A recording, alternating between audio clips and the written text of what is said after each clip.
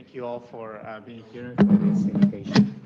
I am a clinician researcher, and so I'm going to be speaking to you today about one of the most recent focus of my lab, but also something that I see in the clinic every day. And I think it's a particularly important topic because even though this, as I will make the case, is a common problem, I think that oftentimes we in internal medicine tend to not necessarily have it in our minds, and it can definitely make a difference in terms of clinical care. These are my disclosures. I do research in the area, and I'm a consultant for some of the companies as well that work in the field. So my objective for today is that after this talk, you will be able to have a better understanding of the relevance of pituitary hormone deficiencies in the setting of traumatic brain injury, or TBI as I will refer to. And then also, I will review the prevalence and what are the diagnostic strategies that we use to test pituitary hormone deficiencies in the setting, as well as give an overlook of the clinical management of this condition.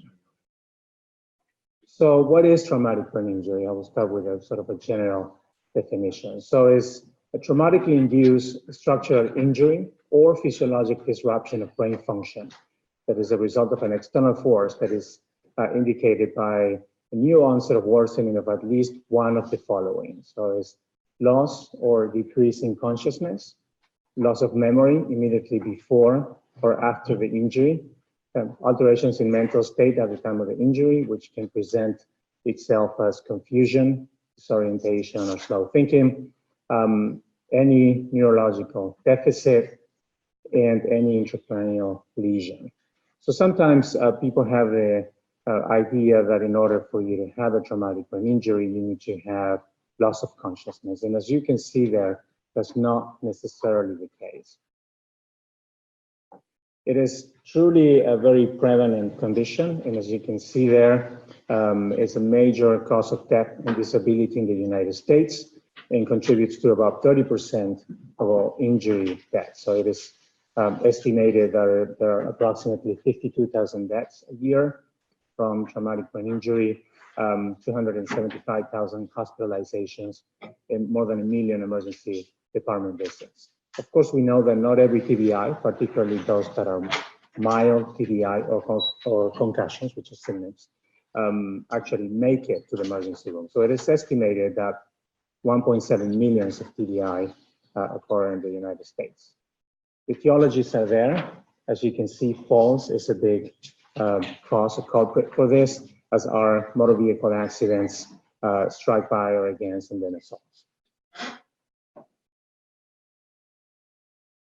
I would like to make a case with this slide that this is really a disease that can happen to anybody. And as you can see there, kids are particularly prone to having traumatic brain injury, but then there's also a second peak sort of in the late teen years. As expected, men are more prone to have traumatic brain injury. And then we see actually probably what we don't see a gender effect is late in life, where there's an increase in the prevalence of TBI.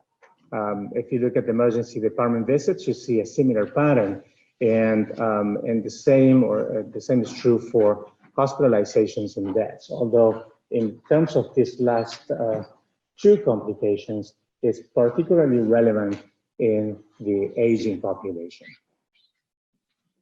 So with a focus on aging, there are 237, more than 237,000 TBIs in those older adults that are age 65 and older. More than 8,000 emergency department visits. And from that period, 2002 and 2006, that this report, that is a government report, was made, adults age 75 and older have the highest rate of TBI-related hospitalizations and deaths, being, as you see there, 339 per 100,000 or 57 per 100,000 respectively. So the point is that we are at risk of TBI when we go out and do things. Our kids are at risk of TBI. Our patients are at risk for TBI as well. And of course, and it's something that is that I see every day working at the VA is that the service members, when they're deployed, but also when they're here in training, so even those that have not been deployed yet, are at high risk of TBI. And I'll come back to this topic in a moment. So this is not something that we will necessarily see a patient in the clinic for, but this is something that our patients will have. Now, sometimes this is not going to come up unless we elicit this on our interviews. And this is an important issue because even though there's a lot of research in this area, we really don't have a good way to prevent TBI. This is for those of you that maybe it's not evident, this is from the Onion, so this isn't a real clinical study. So what are the classifications of TBI? So TBI is classified in mild, moderate, and severe. And you can see there on the screen sort of the different tools that we use to categorize a TBI. So loss of consciousness, duration of loss of consciousness is one of them, from non-existent to 30 minutes is mild, moderate 30 minutes to 24 hours, more than 24 hours, severe TBI. Neuroimaging findings in mild TBI tend to be non-existent, so an MRI or CT of the brain usually will show negative results, and that may or may not be the case when you have moderate to severe TBI.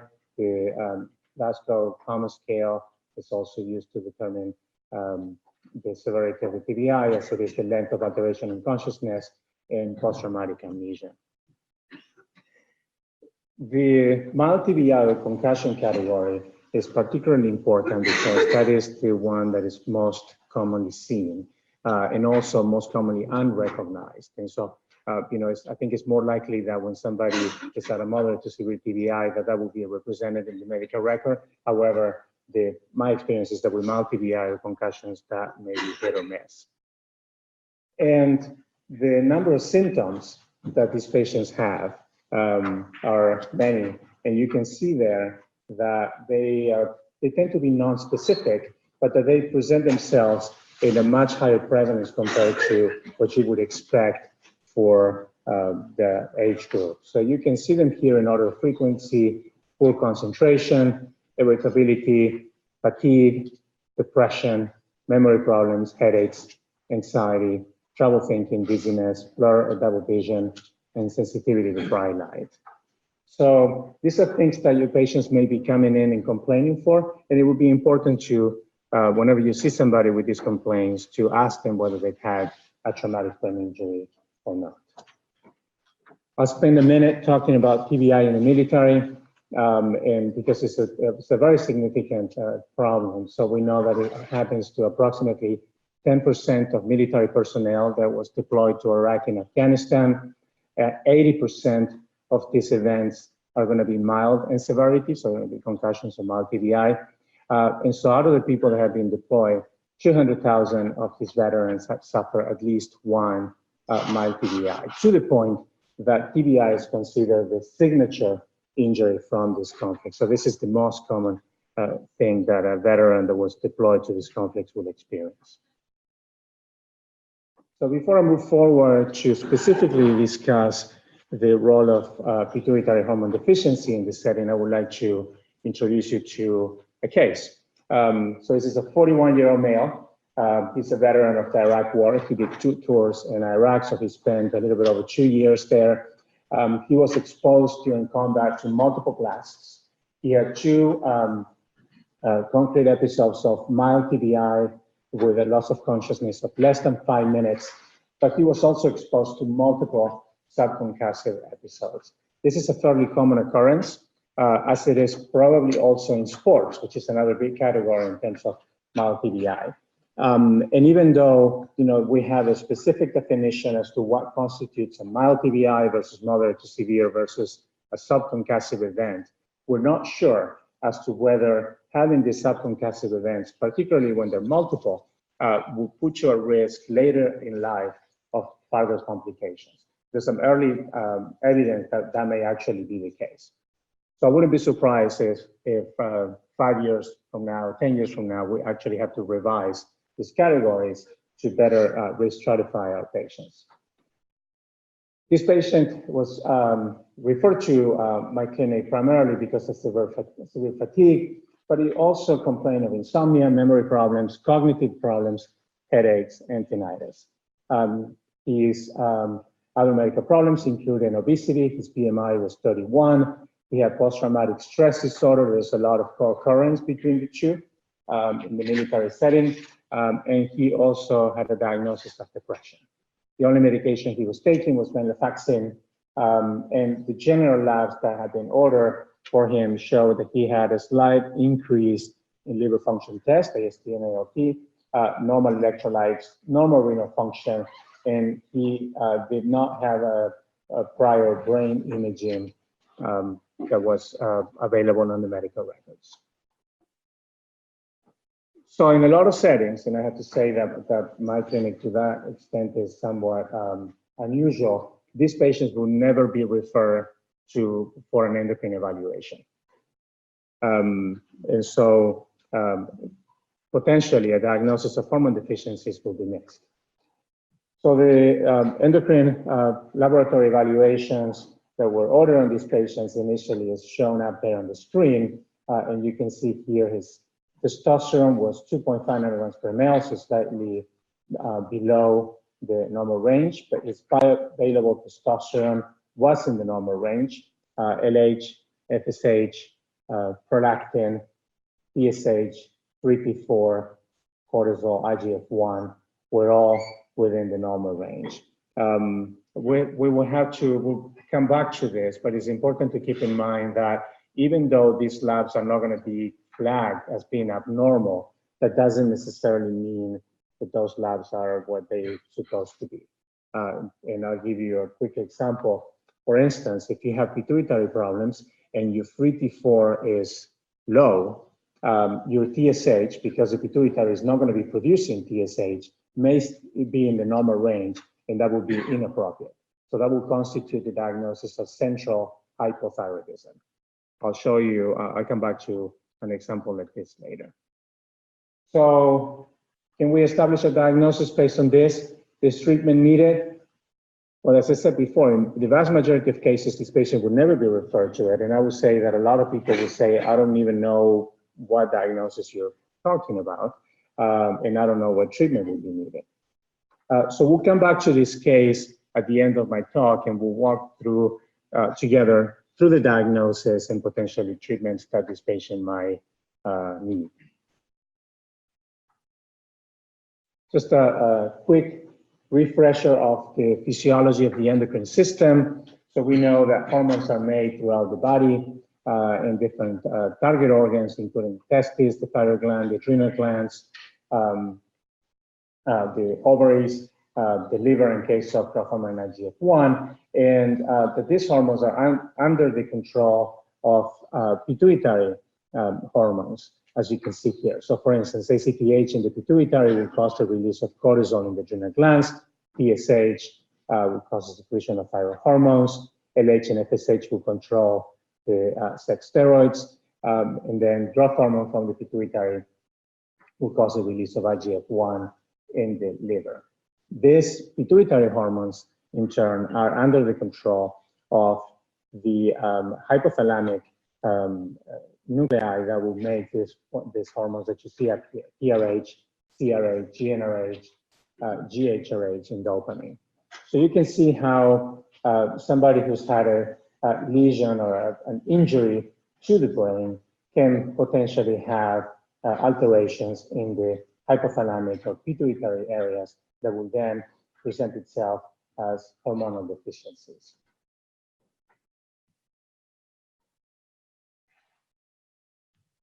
So what do we know about the pathophysiology of this? Well, to make a long story short, we're not sure, essentially, what are the different factors, but it's likely that it's multifactorial. And of course, there are some cases in which there's an immediate trauma-induced tissue damage and subsequent edema that plays a role in there. However, we know that there are other factors in play. As shown up there, there's some genetic predisposition to developing hormonal dysfunction. There's some early evidence of that. There's also some early evidence that there may be an inflammatory process trigger by the TBI, and also some sort of autoimmunity, as there are certain antibodies that are present in there that also confer a risk farther down the road. How common is to have hormone deficiencies after you've had a traumatic brain injury? Well, this is a study that actually looked at patients with traumatic brain injury, 100 patients, and then also with subarachnoid hemorrhage. And what you can see here is that almost half of the patients showed, and this is 3 months after the event, show some sort of alteration in the pituitary hormone axis. In some cases, it was just a partial deficiency, in this case for hormone. They may be losing one hormone, but in a fraction of patients, maybe 10% or so, they would actually be missing more than one hormone. In some cases, they will be missing all the hormones. And so, as you can see, this is quite prevalent in this setting. So here's another representation specifically of those that had a specific hormone missing, and you can see here that growth hormone deficiency excuse me, is the most common deficit in this setting. Hypogonadism is also quite common, and then we have adrenal insufficiency and hypothyroidism. So you can see here how a lot of these hormone deficiencies would actually benefit the patient if we diagnose them early, correctly, and then we implement treatments, right? So we'll review some of the data. JAMA published a systematic review of this topic a number of years ago, and I think this table is very useful to understand a couple of things. So they review studies that have tested the anterior pituitary function after traumatic brain injury in the acute phase, 3 months after the event, 6 months after the event, and 12 months after the event. And you can see here that the prevalence of having a hormone missing is somewhere around 50% acutely, 45% 3 months. There's a single study here really at 6 months, but then there's about 28% at 12 months after the event. There's no data what happens after 12 months, and so we don't really know longitudinally what happens to these patients if we were to evaluate them 24 or 36 months after the event. The few guidelines on this topic say, well, if it's 12 months and you're having hormone deficiencies, that is probably permanent. But this is not really driven by data. It's simply because we don't have any data after 12 months. What are the hormones that are missing? Well, you can see here growth hormone ended up being missing in 12 to 18% of the cases. The sex hormone is about 10% in the chronic phase. The adrenal insufficiency goes from 12% in the acute setting to about 12% also after, bumping up a little bit in the middle at 12 months. So again, this is probably a condition that we wouldn't want our patients to be untreated for. And as you can see, it happens in a significant number of patients that have had a TBI. The hypothyroidism, or central hypothyroidism, is quite uncommon, is less common than the other hormone deficiencies. Something that is important also to keep in mind is that when you look at these subjects that at 12 months were evaluated and then compare them to their evaluations acutely in 3 months, there were 50 new deficits identified and 113 new recoveries.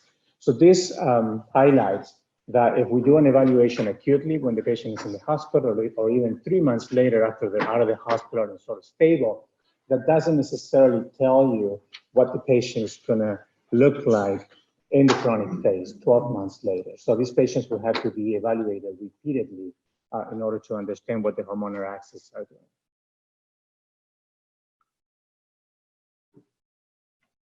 I think that in the moderate to severe TBI, an example of this could be somebody who was involved in a severe motor vehicle accident and spent a couple of days in the ICU intubated, finally got better and came out.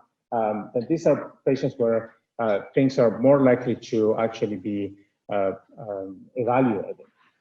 So we know that approximately 50% of patients that are hospitalized with moderate to severe TBI will develop adrenal insufficiency. So again, this is a diagnosis that is important to make in this setting. And that these patients may present, because of their acuteness, with severe anemia, hypertension, hypoxia, and hyponatremia. So I know that a number of you probably still work in the ICU or are consulting patients in the ICU. So whenever you see somebody that had a traumatic brain injury and presents with these symptoms, of course, this isn't by any means the only cause why these patients will have hypoxia, hypotension, or hyponatremia, but this should be something that it crosses your mind. Is this patient adrenal insufficient? And a small fraction of patients may also have diabetes insipidus, which I didn't mention, but is of course regulated by the posterior pituitary. And these patients tend to present with hyponatremia or hypotonic polyuria.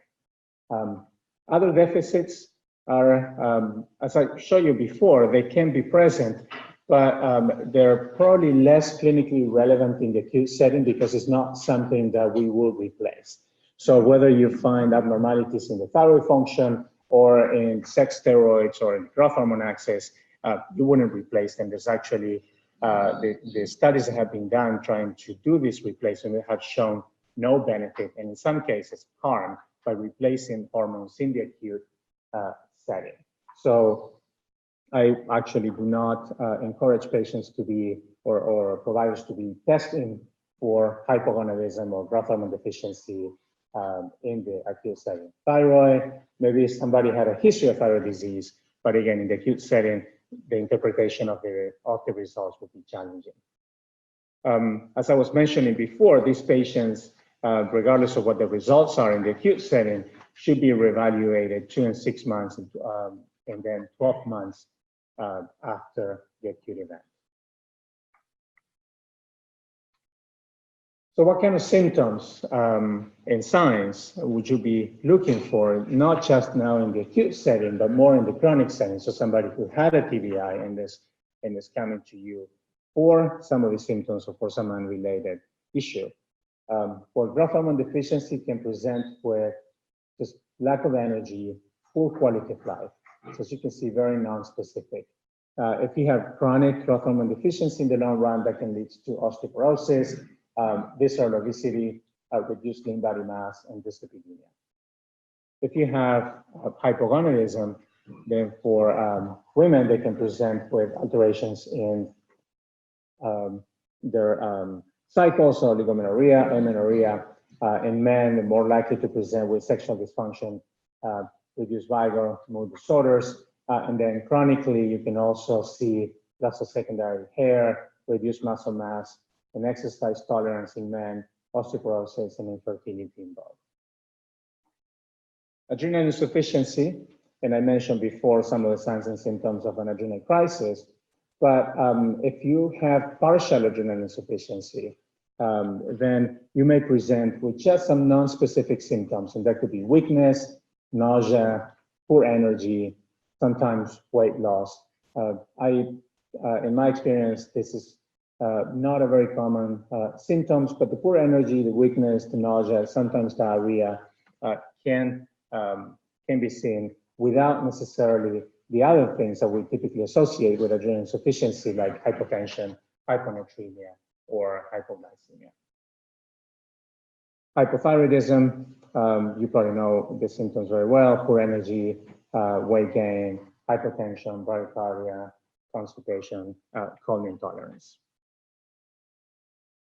So a lot of these patients will have symptoms that are not necessarily associated with hormonal dysfunction. They're part of what is called the post-concussion syndrome, but they would also present with a number of symptoms that may be associated with pituitary hormone deficiencies, so neuroendocrine deficiencies. As I mentioned before, fatigue, memory, anxiety, depression, weight alterations, emotional ability, lack of concentration, and attention difficulties. There are some other symptoms that are actually not necessarily related to a post-concussion syndrome, but that may indicate that that patient has hormonal deficiency. As you can see here, loss of libido, amenorrhea, loss of muscle mass, just to name a few. This is important also to keep in mind as we are discussing this with our patients, because if our patients are not having any of these symptoms, and they're just having, for instance, the irritability, the agitation, or the headaches, the blurred vision, those symptoms are also going to be less likely to respond to any endocrine intervention. So who should we test? If we see somebody that was exposed to traumatic brain injury. So as you can see here, trauma or head injury is listed as one of the causes of acquired adult pituitary hormone deficiencies. So anybody that has a lesion or disease known to cause pituitary hormone deficiency, so head trauma will fall in there, that has signs and symptoms that could be consistent with these hormone deficiencies. As I mentioned before, these symptoms are not very specific. So somebody comes to you with fatigue and depression, would be willing to interact with other people, for instance.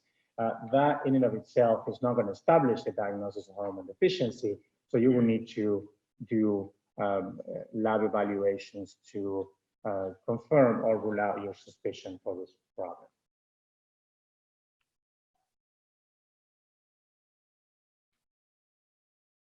So now specifically moving into some of these hormone deficiencies. So I would like to start with ACTH deficiency or adrenal insufficiency, because it's potentially the one that you don't want to miss, and that can get your patients in trouble. So how would you diagnose adrenal insufficiency? With an early morning cortisol drawn between 8 and 9 in the morning, it can be drawn also earlier, that is low, below 3 micrograms per deciliter on 2 occasions, will make the diagnosis extremely likely. You know, most patients will end up still undergoing what is called a provocative test, but the reality is that if you see this, the chances of the patient being insufficient is extremely high. And if your early morning cortisol is above 15 or 18, that makes the diagnosis unlikely. Now, unfortunately, you will see a lot of people that are in the middle, in this gray area, so they're above 3, but they're below 15. And so in those cases, then those patients will need what we call provocative testing to establish the diagnosis. The most common cause for adrenal insufficiency is exogenous glucocorticoid administration. So this should be part of your medical history, is asking, you know, are you taking glucocorticoids? And this is not only restricted to taking oral prednisone or dexamethasone, but also topical. And so, you know, people that are using lotions in the skin sometimes can have a suppressed cortisol level. And there have been even a few reports of inhaled steroids as well. So in order to evaluate those patients, you probably should, if it's clinically feasible, ask them to stop the glucocorticoids before you test them. You would also, when you test them, you would also measure ACTH levels. And what you would expect, if the problem is in the pituitary, is that ACTH will not be elevated. If your cortisol is low and the problem is not in the pituitary, but in the adrenal glands, the normal response of the pituitary will be to increase ACTH levels. So if you're seeing a patient in the critical illness setting, then the assessment of the ACTH deficiency is a little bit more controversial. So there's this issue about whether you should measure total cortisol or active free cortisol. There's some nuances of that because most of the data that we have was with total cortisol and not with this free cortisol, and also the tests that tend to be available in most institutions stat when you need to make the clinical decision as to whether you're going to replace that patient or not tends to be the total cortisol and not necessarily the free one. What we end up doing in this setting is administering positropin, which is ACTH, and looking at the actual value of baseline and then at the delta. And so if a cortisol at 60 minutes is less than 9 micrograms per deciliter above the baseline value, then that patient and somebody who's in critical illness or is very stressed, then that's likely to be adrenal insufficiency. If your random cortisol is less than 10 when somebody is critically ill, that is also consistent with a diagnosis of adrenal insufficiency.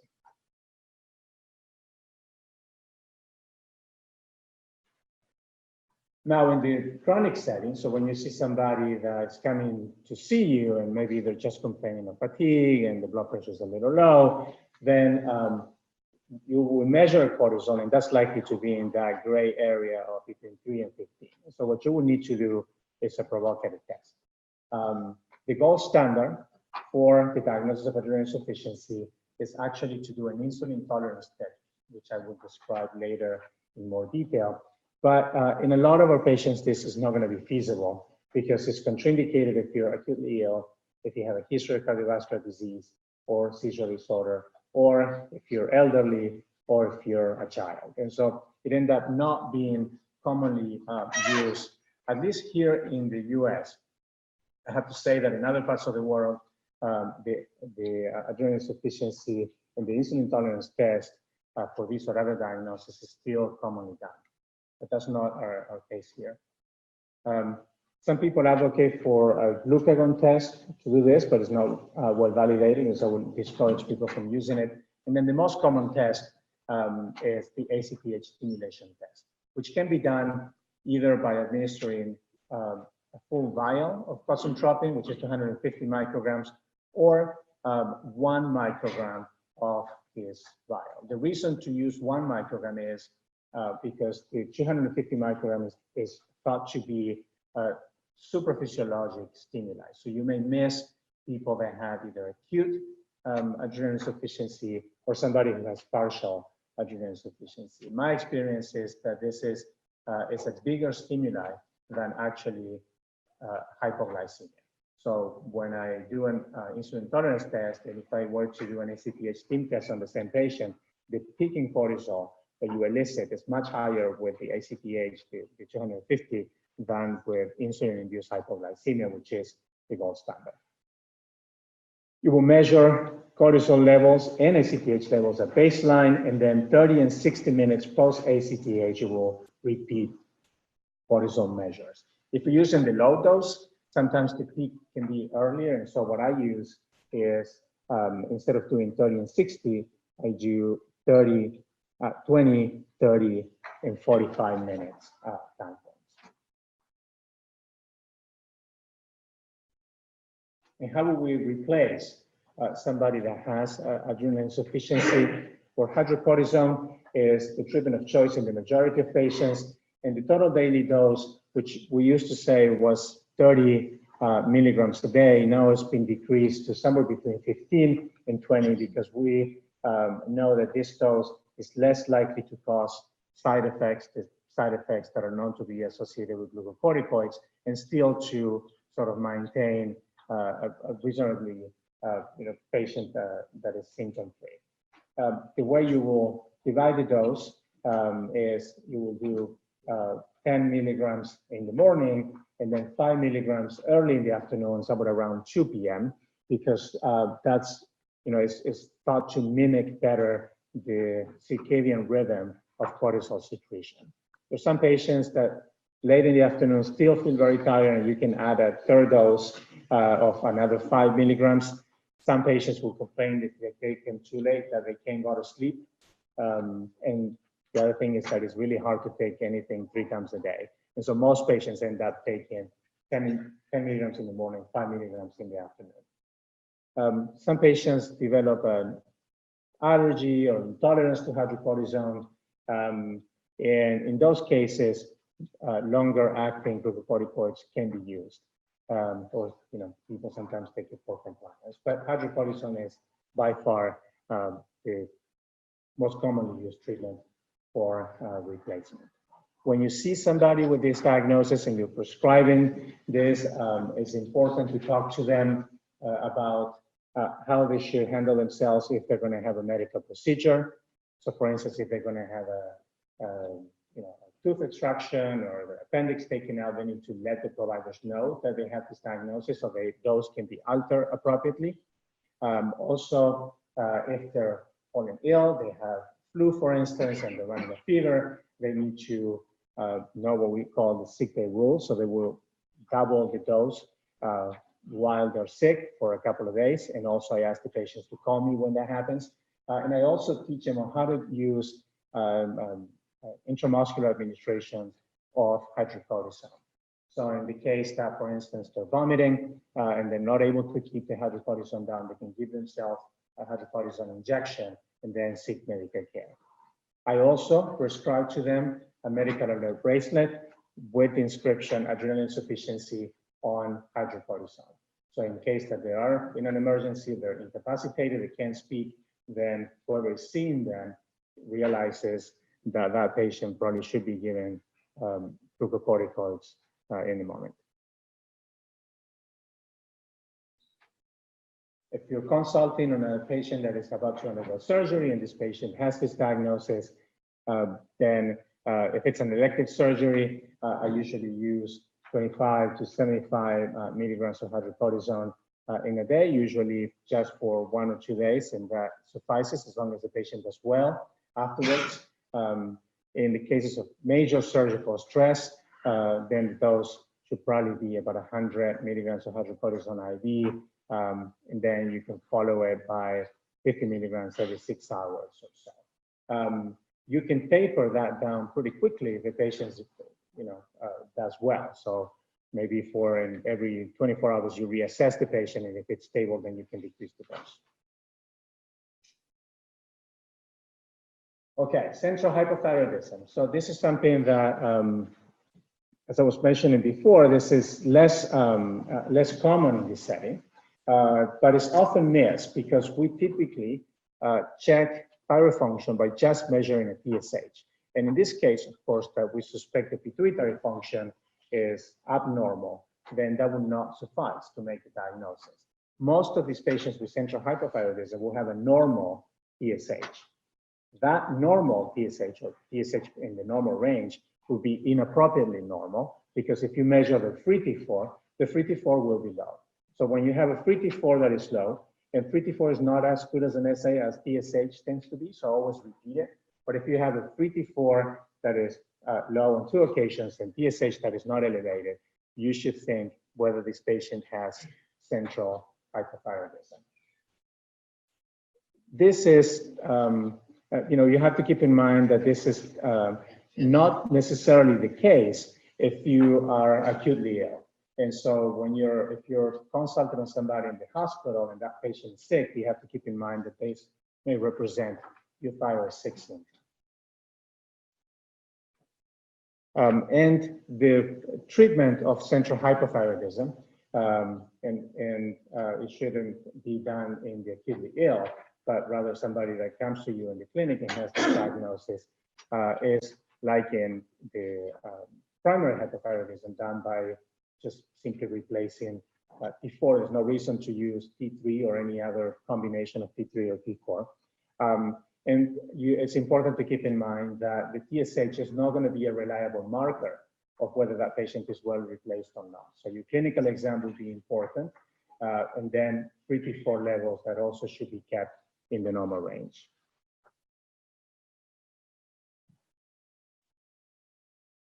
Central hypogonadism in men is diagnosed with a testosterone level that is low, and this also has to be measured in the morning before 10 a.m. because of the circadian rhythm that testosterone follows.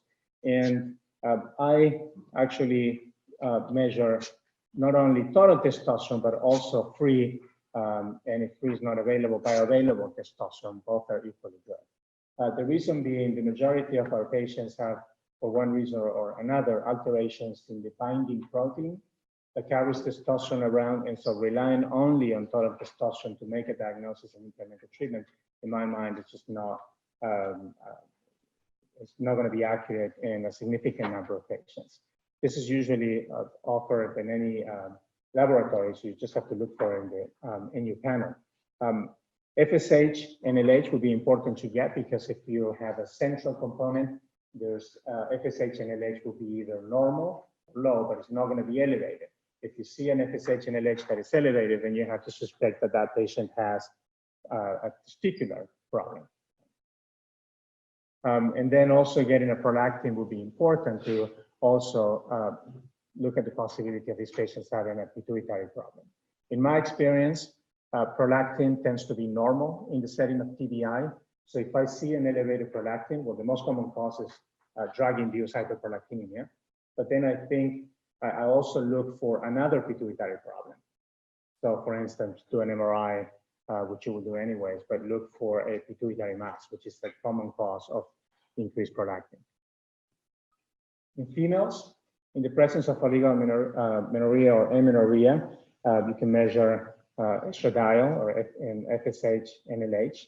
It's important to exclude other causes of menstrual irregularities related to interovulation. So those are hyperprolactinemia. So again, you will measure prolactin, hyperandrogenism, and thyroid disease, and of course, pregnancy in the right age. In the postmenopausal women, if the absence of high serum FSH and LH is sufficient to diagnose gonadotrophic dysfunction, as long as the patient is not on hormone replacement therapy.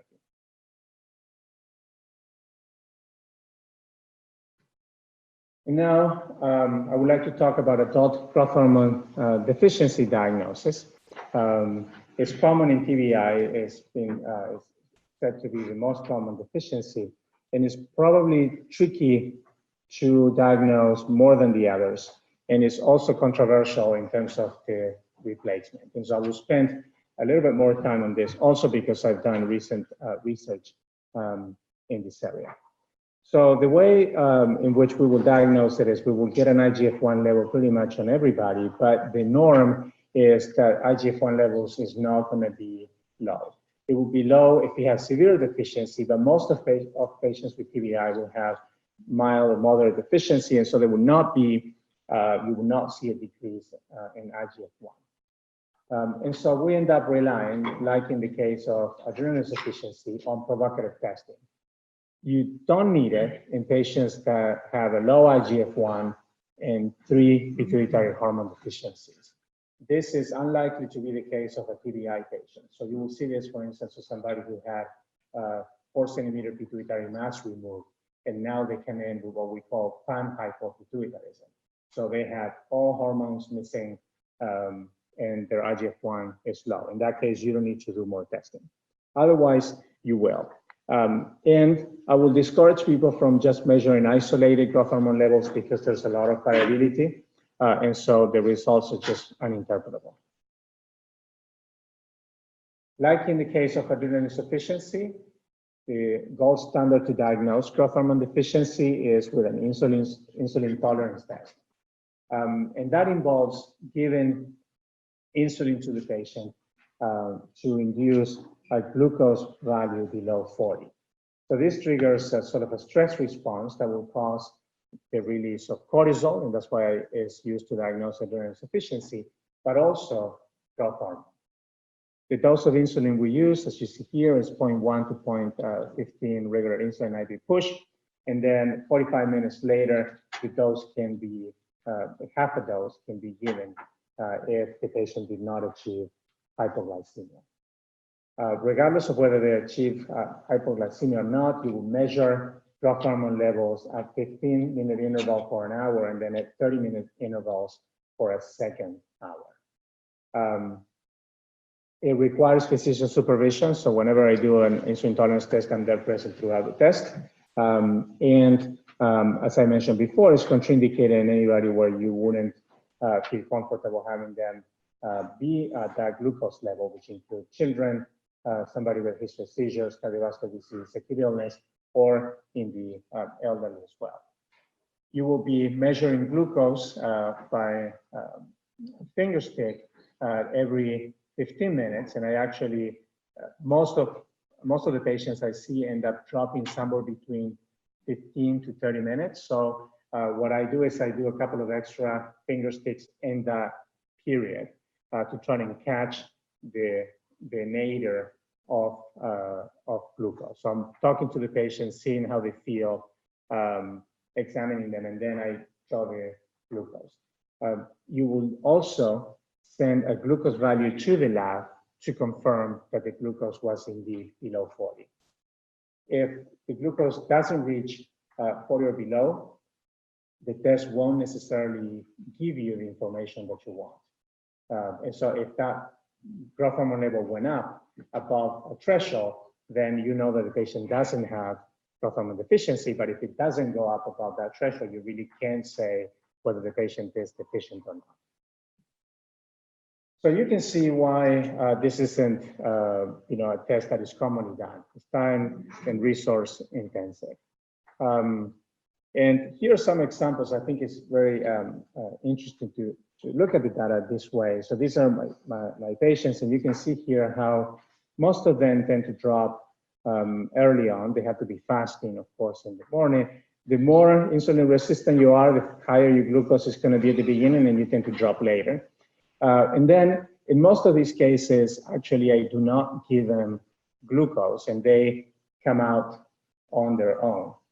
So the counter-regulatory mechanisms kick back. Of course, I'm there and I have glucagon and an amp of glucose and 2 IVs typically, and so I can intervene if it's an emergency. But oftentimes I don't, because I have to get confirmation from the lab that the glucose value did drop below 40 in order to establish the diagnosis. If you measure growth hormone levels, you see that even though most patients drop somewhere between 25 and 30-minute mark, their peak in growth hormone tends to be later on, and that's why we continue to draw growth hormone levels later. This is also very interesting. So if you look at the cortisol response to hypoglycemia, which again is the gold standard, you can see how the cortisol is not immediately increased when you're hypoglycemic. And it also takes a while for cortisol to increase. So it is important, if you're assessing the adrenal axis, that you continue to measure cortisol levels over time. So one of the things that I worked on over the last decade is to actually develop a new, easier way to diagnose growth hormone deficiency. And so I've been working with a pathway based on a hormone called ghrelin, because it has the potential to be anabolic, which is the other thing that I work in my research. But it also causes stimulation of growth hormone secretion. And so this test is using a molecule called masimorelin, which is an agonist of the ghrelin receptor, and it causes growth hormone secretion. That's the advantage of being orally available. And so instead of having to get an infusion or an injection of insulin in hypoglycemia, you can just drink this liquid, and then within an hour to an hour and a half, your growth hormone levels should go up. So we published these results last year, or actually now 2 years ago, and this was the basis for their FDA approval. So this drug is now available in the market. And as you can see here, it was a head-to-head comparison between masimorelin and the insulin tolerance test. And whether you have a high pretest probability, intermediate or low pretest probability for growth hormone deficiency, this test elicits the release of growth hormone to a greater extent than insulin is.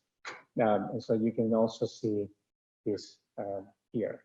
The sensitivity and specificity, as well as the negative and positive agreement with insulin was established here. And a priori, we didn't really know what the threshold should be, and we hypothesized that it was going to be less potent than insulin and less potent than eventually it was. And so we thought that the cutoff was the appropriate cutoff, also to minimize false positive, was going to be somewhere between 2.5 and 3. It turned out that this test performed best if you use a cap point higher than that, somewhere around 5 to 6.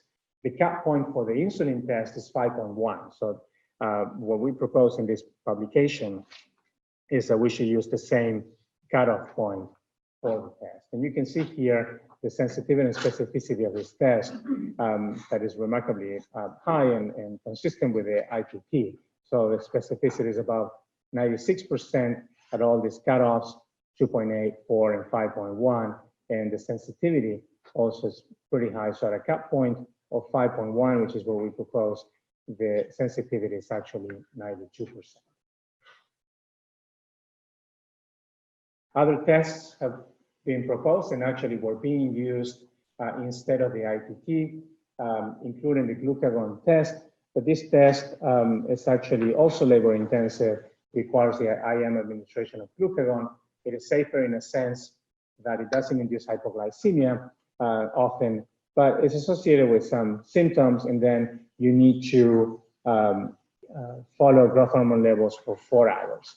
The main issue that I saw with this test is that the cutoff that were being proposed were not very specific, and particularly in the setting of overweight and obesity, which make up maybe 80% or 90% of my patients, then if you use the cut point that was being proposed before, which is a cutoff of 3, you will misclassify a very significant number of just healthy control. So just by being overweight, you have no problems whatsoever. You had the glucagon test, and your peak growth hormone will not get to this 3. So a revised cutoff is being proposed now to just 1 nanograms per ml, and with that you can reclassify more than 80% of the controls.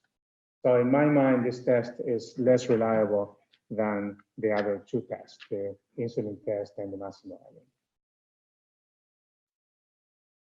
What other evaluations would you do in your patients? Well, you will measure electrolytes and urine osmolarity or urine sodium in the off chance that this patient may have diabetes insipidus. After you've established that the patient has pituitary disease, then you will order an MRI. So you wouldn't do an MRI of the fat because you will end up finding a lot of incidental lesions in the pituitary. And so the MRI is done after the confirmation. And you essentially do it not to find anything related to the TBI, but to see if there's anything else that can be seen and just incidentally found. So I've seen a couple of pituitary adenomas, and that may change the way in which you treat that patient, of course. So this is it's a busy slide, but I just wanted to point out that there are actually guidelines that nobody follows, but there are actually guidelines out there for neuroendocrine evaluation in patients with traumatic brain injury. They need to be updated now that we have a new test for growth hormone deficiency, but this is a great resource if you ever encounter a patient like that. So I have a few minutes, and I want to talk briefly about growth hormone deficiency. The guidelines also mention trauma as a cause for growth hormone deficiency, as I made the case before. And we know that replacement with growth hormone in the setting of growth hormone deficiency will lead to clinical benefits, including a decrease in fat mass and increase in lean body mass, exercise capacity, and skeletal integrity. So it can help with bone density. It also increases lipolysis, it improves endothelial function, inflammatory and cardiovascular biomarkers, lipoprotein metabolism, and other outcomes. More importantly, for the patients that are seeing, is their impact that it has in quality of life overall. And this is well established. This is a cohort that was followed for 8 years, restricted to patients with traumatic brain injury. And you can see here some improvements in the scores related to memory, fatigue, feeling tense, self-confidence, and socializing. Specifically in the setting of military TBI, there's no data. And so what we are proposing now to the Department of VA is to do a randomized clinical trial in patients that have growth hormone deficiency and due to TBI, where patients will be randomized to placebo and growth hormone and see if they respond. So coming back to my case, he had 2 episodes of mild TBI that happened actually like a decade before he came to clinic. He was obese, and the only lab abnormality we saw was his total testosterone that was low. His bioavailable testosterone was normal, so what this suggested is that this was an issue with his binding protein and not with the actual testosterone itself. So he does not have hypogonadism. He doesn't need testosterone replacement.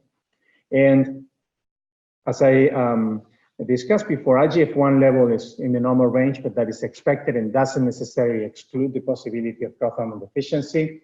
and the cortisol was 9. So he was in that gray area. So not too low to make the case that he has adrenal insufficiency, not high enough to rule it out.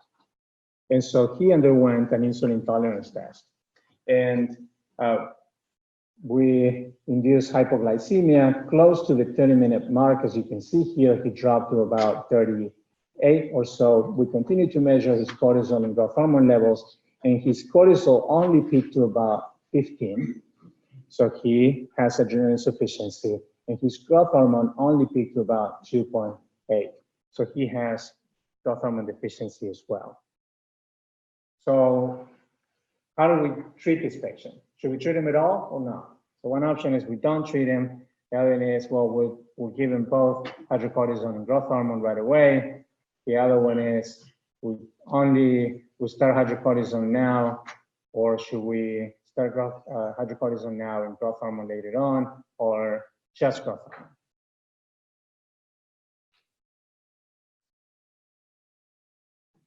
All right, to be fair to the people that are zooming in, and I won't ask you what your answer is, but I'll discuss them briefly. So this patient has symptoms, has a risk factor for pituitary deficiency, and has biochemical evidence of hormone deficiency. So that's the disease, and I will offer treatment to this patient.